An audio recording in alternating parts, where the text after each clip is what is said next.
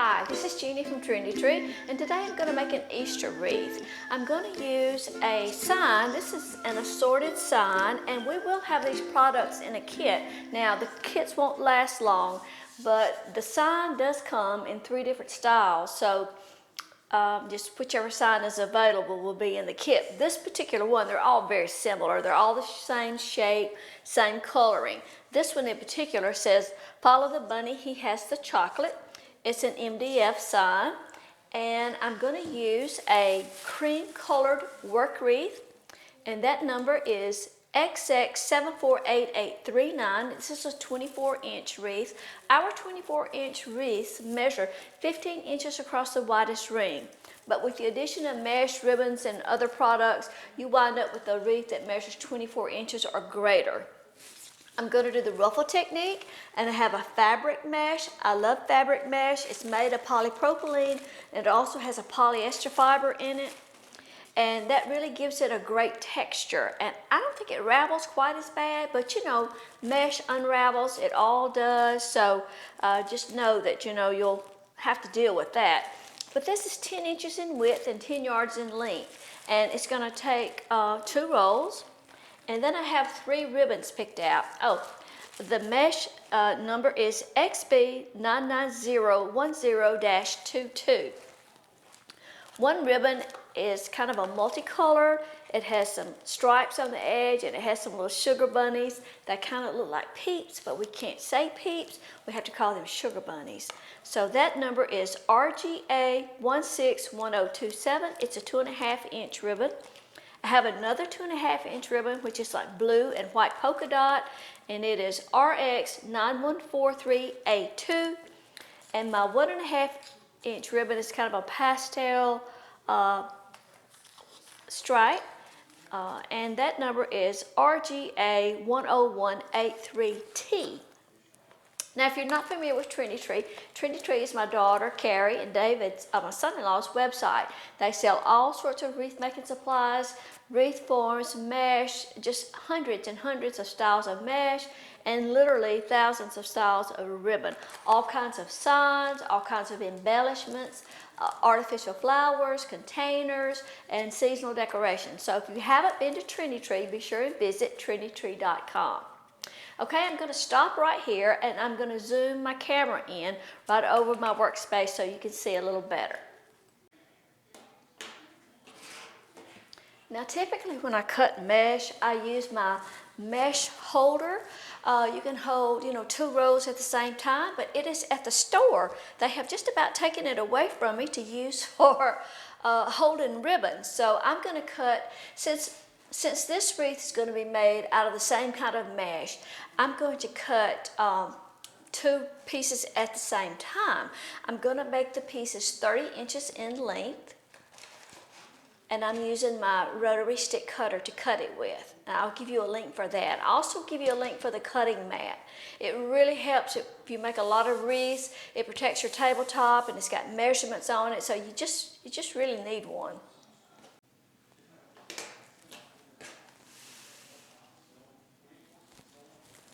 I'm just going to let that mesh roll off on the floor and cut my strips at 30 inches.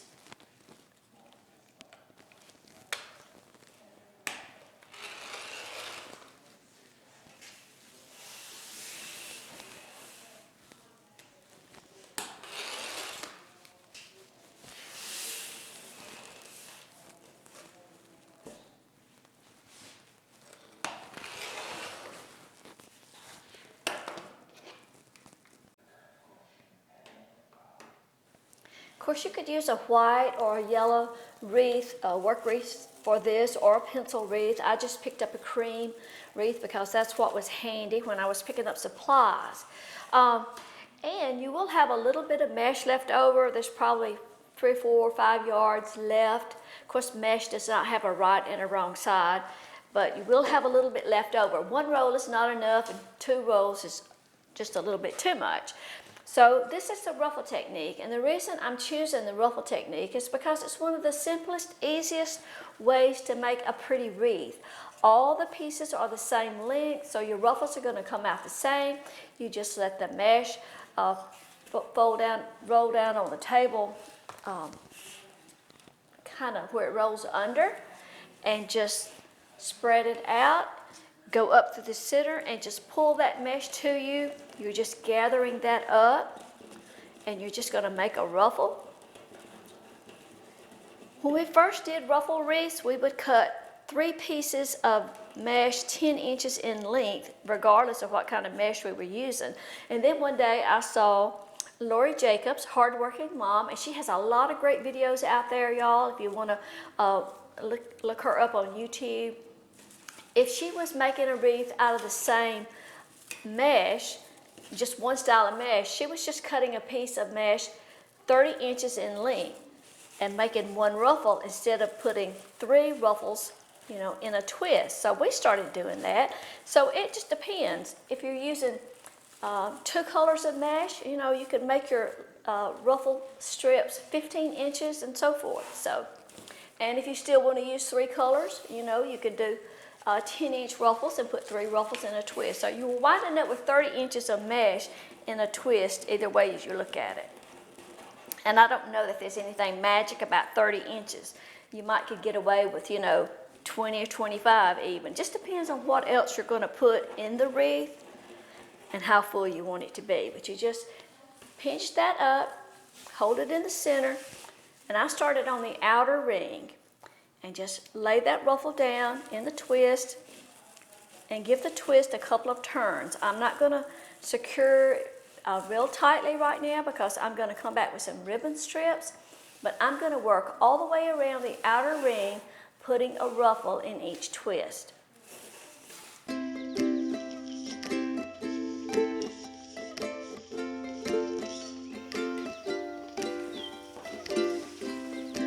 There's our wreath after we've gone all the way around the inner ring and the outer ring with a ruffle. I have 2 ruffles left over, so I undoubtedly miscounted. There's typically 18 twists on a 24-inch wreath, and if I missed one somewhere, I'll probably find it later. So the next thing I'm going to do is cut ribbon strips.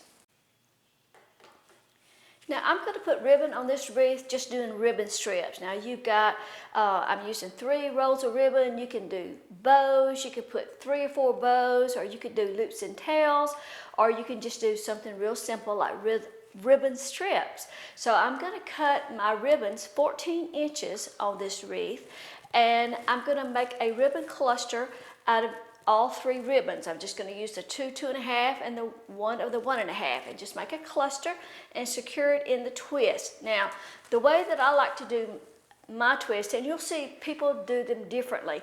I like to open the twist and secure the ribbon cluster and then secure it back. Everybody doesn't do that. It's strictly kind of a preference, but I just like to do it. And you want to finish off your ribbon tails. Usually on my 2.5-inch ribbon, I will cut a dovetail. Let me just measure one and cut it for you. So to do a dovetail cut, you can just take your ribbon, fold it together, and then fold it lengthwise, cut across that folded edge, and that gets both ends, and it just gives your ribbon a kind of a more finished look. For the 1.5-inch ribbon, I usually just do them at an angle. So I'll just make, you know, just an angle across that tail. And let me go ahead and do one more, and then I'll show you my ribbon cutting board. I'll show you what the cluster looks like. But you just fold it again lengthwise, cut across that folded edge, and then when you open it up, you've got that. So you take your ribbon, fold it, find your center, and then pinch it up, and then take your other ribbon, do the same thing, find your center, pinch it up, making your ribbon cluster. Keep your ribbons right side up, and your narrow ribbon, and I'm putting it right on top. Just kind of spread your ribbons out, and that's your ribbon cluster. And then I'm going to open up a twist And like I say, this is a step that you don't have to do. Some people do, some people don't. Put the ribbon cluster down, secure it back. Now this time I'm going to twist that 3 or 4 times because that's the last thing I'm going to put in the twist, and then I'm just going to spread those ribbons out and just fluff them up a little bit. Now, and you can kind of take your hand and kind of run under the ribbons to make them curl just under a little bit. Just depends on how you want it. You may want them to stick straight out. Okay, but just spread those ribbons out so you can see them all. And then I'm going to put a ribbon cluster in each twist. Now, the next thing I wanted to show you was this board. This is a ribbon cutting board. It comes from Hot Mesh Mom on Etsy. I'll give you a link to that. And there's also a board that is a 10 and a 12 inch board. It comes like a set of 2 boards. But you just take your ribbon and always when you open up a new roll of ribbon, you know, when you open it up, it's got that little folded in.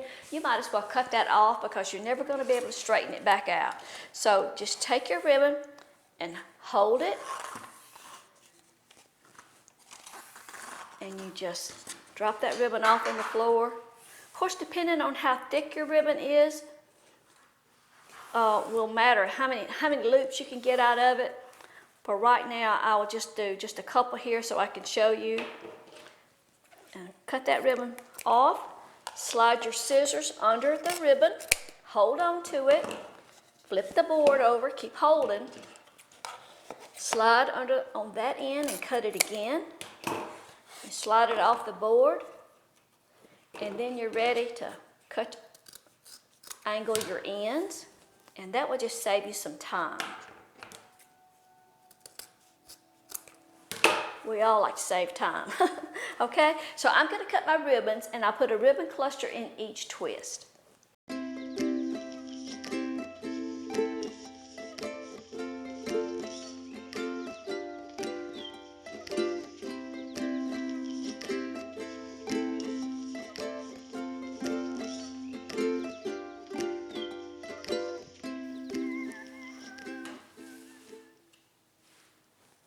Now I've gone all the way around the wreath with 18 clusters of ribbons. So at this point, I have some ribbon, excuse me, I cut too many tails of that one, but I have some ribbon left over. If you wanted to, you can use your remaining ribbon to make a bow. And we might do that. And the next thing we're going to do is find our placement for the sign. Now what I like to do, make a hanger for the back of your wreath using like a chenille stem or a couple of zip ties or floral wire.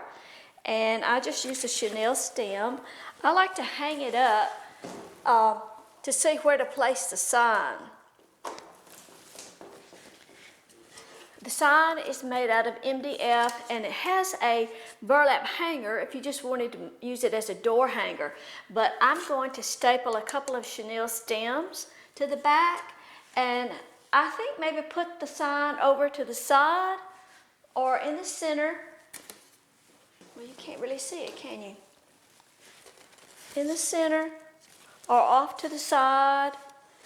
So let me put this, secure the chenille stems, and then we'll figure out where we're going to put it. Oh, here's my other ribbon board. So in the package you get a 10 inch and a 12 inch, a 13 and a 14 inch. And, sorry, I'll give you the link to that. So I'm going to take a chenille stem, I'm going to leave it full length and just fold it. I'm going to put one on each end and just use, this is a kind of a heavy duty tack stapler type, so just, it's noisy. Of course you want to be careful. And I almost went all the way through the board on that. So if that's the case, you might want to use like a desktop stapler because you don't want to go all the way through it. Okay. All right.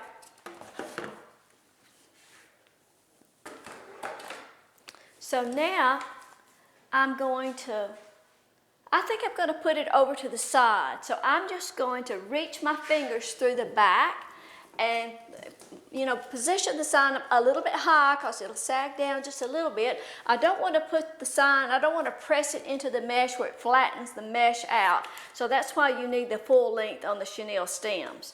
So I'm just going to work my fingers through there and find my chenille stem and attach it in the two places.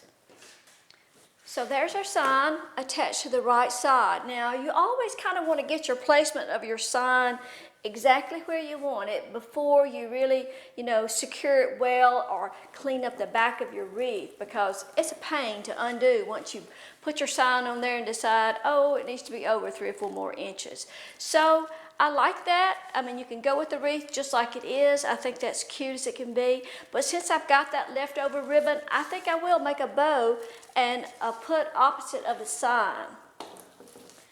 So I'm going to make about a 12-inch bow, and I'll just use up the rest of my ribbon. I've got about maybe 2.5 yards of the blue.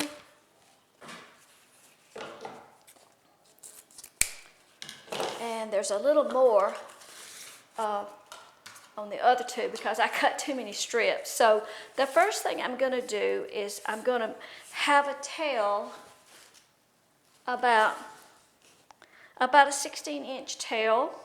So I'm going to pinch that.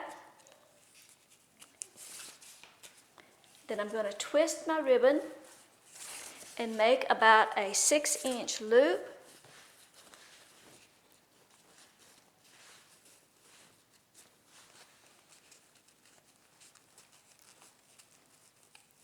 And then I'm going to twist again and make another 6-inch loop.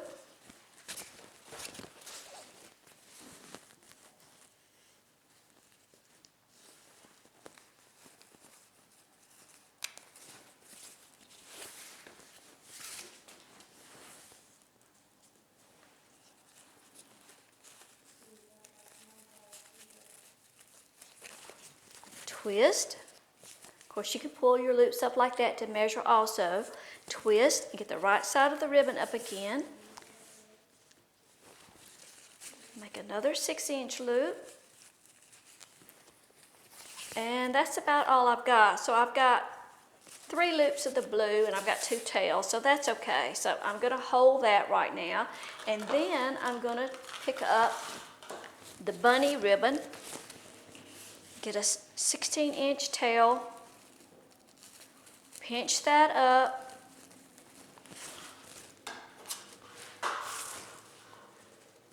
make a 6-inch loop,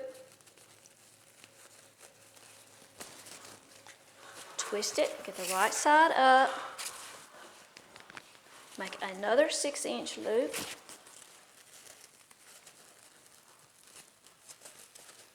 just keep holding all that.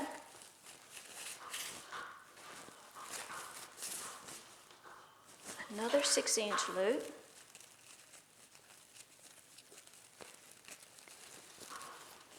And I'm going to stop right there, cut that free.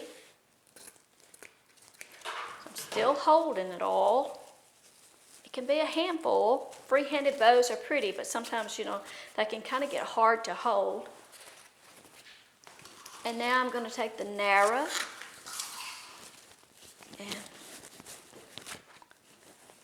measure the 16-inch tail.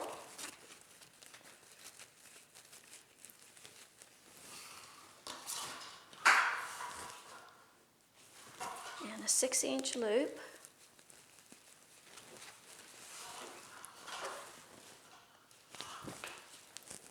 The measurements on the cutting board, this is why it comes in handy. That was always my trouble with a handmade bow, is keeping all the loops the same size. It's just not always easy.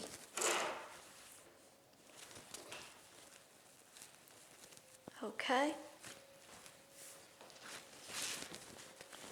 I'll drop that one. Okay. Well, I could make one more.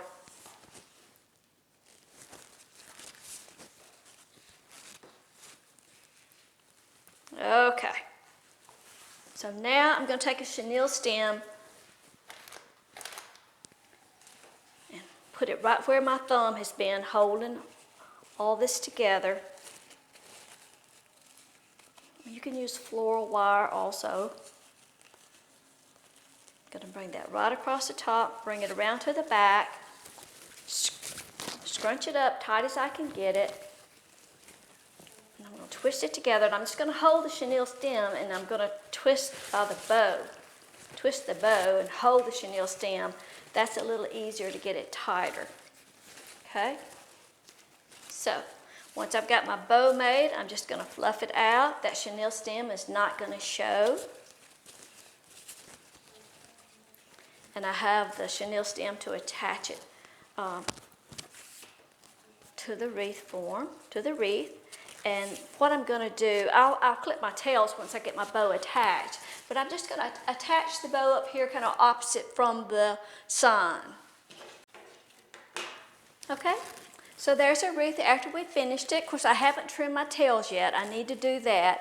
I'll trim my tails, and they don't all have to be the same length. That's okay.